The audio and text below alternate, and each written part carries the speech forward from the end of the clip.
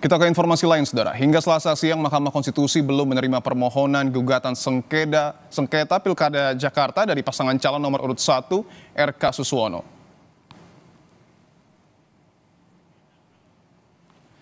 Hingga hari ini, Saudara, pada pukul 16.00 waktu Indonesia Barat ada 216 permohonan perkara masuk ke Mahkamah Konstitusi. Melalui situs resminya, MK mencatat 2 permohonan di tingkat provinsi yakni Papua Selatan, 174 di tingkat kabupaten, dan 40 di tingkat kota. MK masih akan terus membuka pos pendaftaran bagi para pemohon sampai 18 Desember 2024.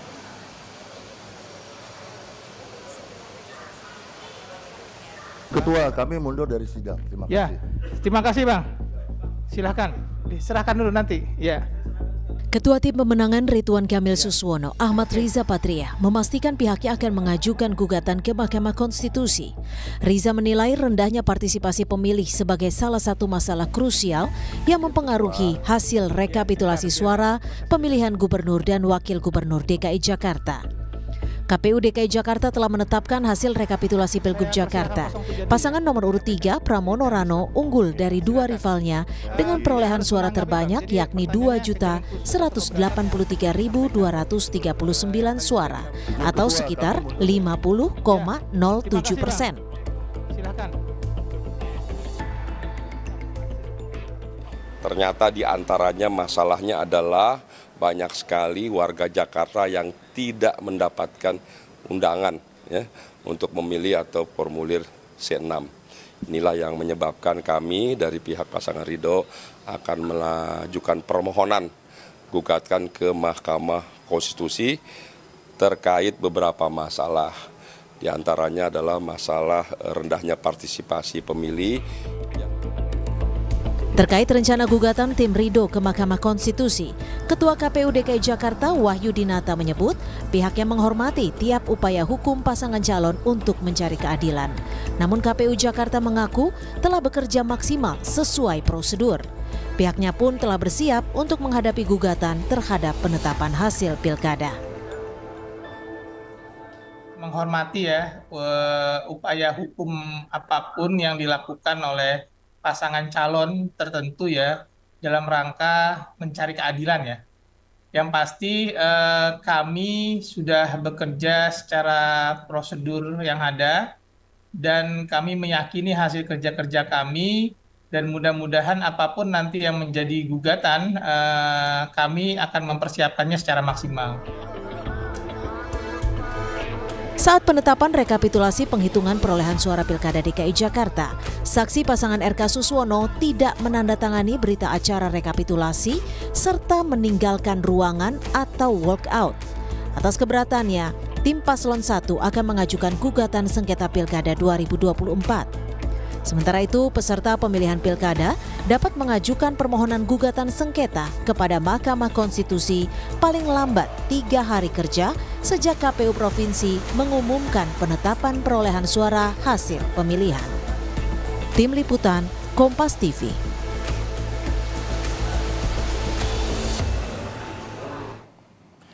Sementara itu, Saudara, tim kuasa hukum pasangan Ridwan Kamil Suswono, Faizal Hafid, menegaskan tengah menyiapkan sejumlah persyaratan untuk mengajukan permohonan gugatan sengketa pilkada ke Mahkamah Konstitusi. 1 hari setelah penetapan KPU DKI, tim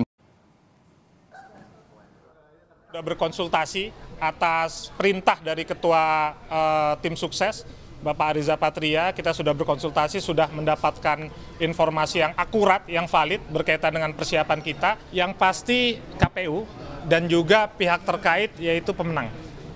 Jadi 2 pihak ini merupakan pihak yang akan ada dalam permohonan.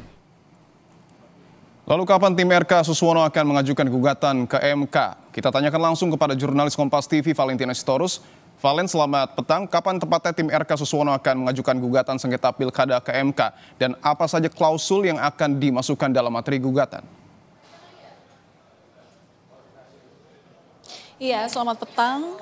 Dipo dan juga saudara, kalau menerima informasi dari Wakil Sekretaris Tim Pemenangan Ridwan Kamil dan Suswono, Adi Nusa, ini menyebut bahwa hingga kini pihaknya masih mempersiapkan bukti-bukti ataupun juga hal-hal yang memang perlu diajukan dalam pendaftaran permohonan perselisihan hasil pemilihan kepala daerah. Waktunya ini juga diprediksi kemungkinan akan dilangsungkan di hari terakhir pendaftaran sengketa untuk wilayah Jakarta, yakni pada Rabu tanggal 11 Desember 2024. Untuk rentang waktunya kemungkinan pada pukul 11.00 waktu Indonesia Barat, tapi ini perlu dikonfirmasi lebih lanjut.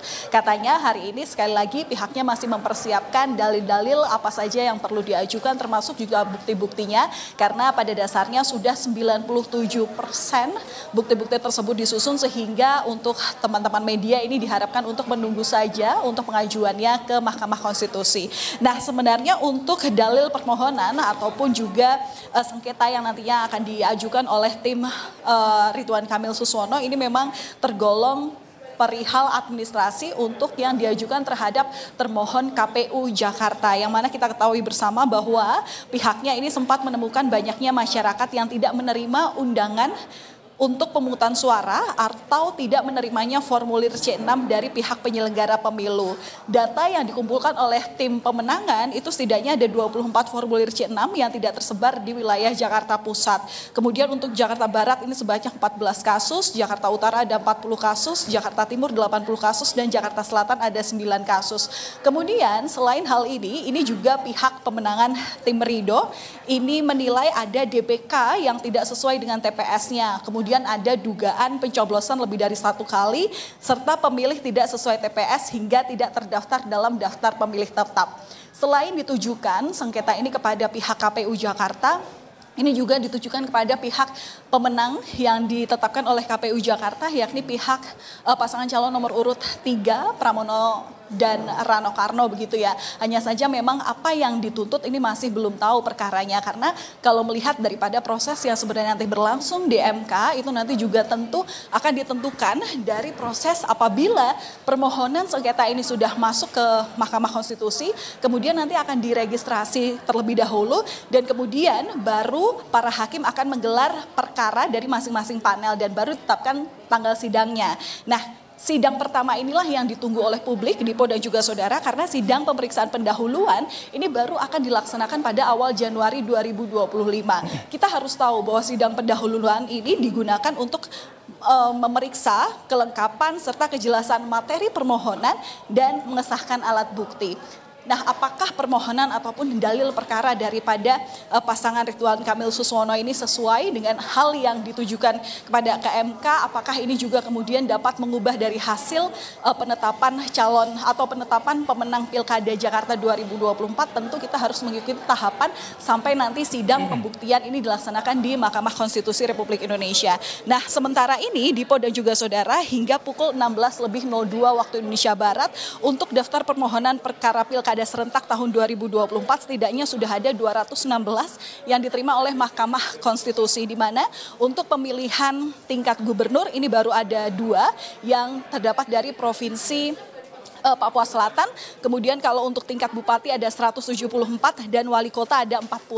Nah, di sini kita sekali lagi belum menerima daripada pengajuan sengketa yang rencananya memang akan diajukan oleh pasangan Ridwan Kamil Suswono. Kita nantikan seperti apa kemungkinan esok hari, yang jelas nanti kami masih akan menunggu, karena sekali lagi bahwa untuk pengajuan sengketa hasil Pilkada Jakarta khususnya ini ditunggu maksimal 3 hari kerja setelah penetapan hasil yang dilakukan oleh KPU Jakarta. Kalau KPU Jakarta kemarin menetapkan pasangan pemenang Pilkada sementara itu di hari Minggu tanggal 8 Desember 2024, berarti 3 hari di waktu jam kerja.